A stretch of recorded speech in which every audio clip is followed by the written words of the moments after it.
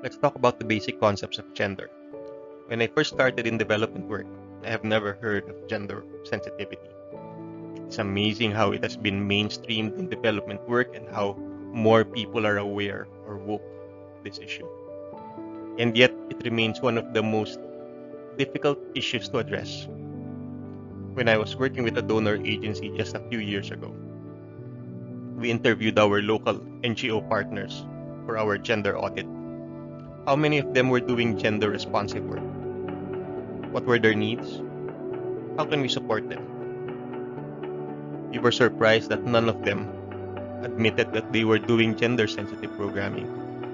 Even our partner, who was conducting a, a brilliant program for prostituted children and doing gender responsive or community organizing for family development services, said their capacity on gender sensitive programming was weak. There was a lot of realizations. A lot of the gender achievements were recognized as incidental rather than purposive. Many of our partners' work have been belittled by numerous evaluators for never being enough, that they actually lost confidence to call themselves gender advocates. What was wrong? Many NGOs who have undertaken several gender sensitivity trainings in the past would still wish they could have another GST. Broke our hearts that gender has become a project to deliver or a conditionality to comply with. So let's go back to gender, the basic concepts. A basic lecture on gender is always difficult to deliver. Gender is so personal that we risk reducing the issues into an intellectual or academic debate. When we talk about gender, we have to first reflect on ourselves before we embark on a process that is empowering or feminist. Let's have a reflection first. Kamusta ka sa iyong pagpapakalalaki or kamusta ka sa iyong pagpapakababae? Think of the expectations on you by your family, by your partner, by your friends, by your schoolmates or office mates, by the community, by your neighbors, by your church, by the people who matter most to you. How do you feel? Is it liberating or is it limiting? On the other hand, what expectations do you have on the people you love? How do they feel? Is it liberating? Is it limiting? Have you even asked them? May you be a man, a woman, gay or lesbian, trans. Expectations of others is an unnecessary burden.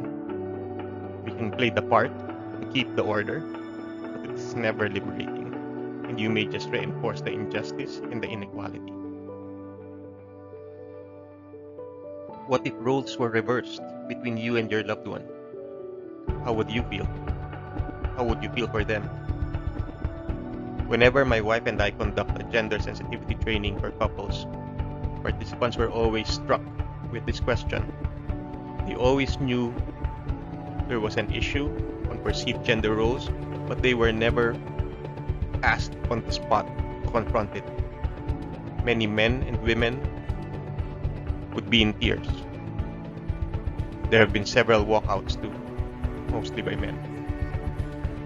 Often we think of the injustice between the oppressed and the oppressor as perpetuated by the power-hungry, self-centered others. But it is difficult to confront the issue if we realize that we are codependents, if not actual perpetrators of the injustice. Now it becomes easier to understand when we ask the question, what is the difference between sex and gender? Sex is biological. It defines how humans are female or male based on chromosomes, anatomy, hormones, etc. Gender, on the other hand, is a social construct. Constructed roles and attributes of and relationships between men and women. When the question is experiential, gender being a social construct takes on a very different meaning rather than just an academic definition. An interesting conversation I had with a feminist friend went like this. Okay bang bakla? Of course. Tao rin naman sila. May human rights. Pantay-pantay lahat. Okay ba kung ang anak mo ay bakla? Siyempre hindi. Sabi niya. I was surprised. She said, I cannot let my daughter be subjected to the discrimination and the ridicule from others. I cannot allow my loved ones to be hurt.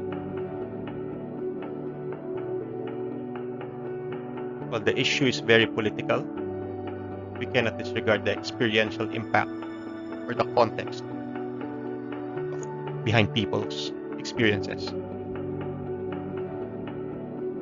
When I resigned as executive director from my NGO to take care of my daughter, I thought I was prepared to take on the challenge of a house husband.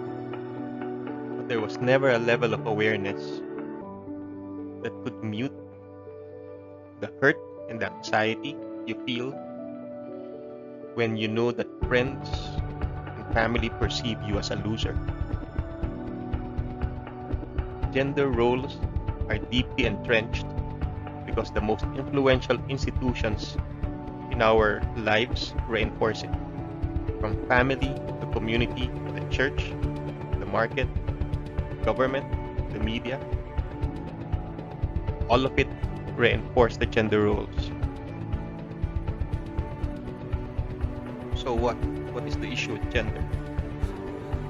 These are just to name a few, from marginalization, subordination, stereotyping, undervaluation, commodification, multiple burden, violence, the underlying power over relationship is reinforced by visible, hidden, and invisible power by multiple institutions. Gender issues is not distinct. It is a power issue. When we talk about gender roles, we often classify them as productive, reproductive, and community roles. Productive roles usually pertains to economic roles, roles that would produce income for the family, and that's usually assigned to men. Reproductive roles would be those associated with domestic chores, nurturing the family, again, usually assigned to women. Community roles, the work in community development, is again assigned mostly to women. When we first organized community, most of the people who attended or joined the people's organization were women. So we were blinded by this fact, and we thought that maybe we are gender sensitive, gender responsive with our work because we're attracting women. But when we asked them for their names, some would even say, oh, I am the wife of this and that. I just came here to represent him. We realized how this was a task, not a representation or a leadership of women. With gender roles come gender norms. You have roles. The norm is you will have assigned responsibilities, and you will also have assigned entitlements. And this brings about inequality. With inequality comes different gender needs. Addressing practical needs would make gender roles easier to accomplish, which is needed for women and men to address strategic needs.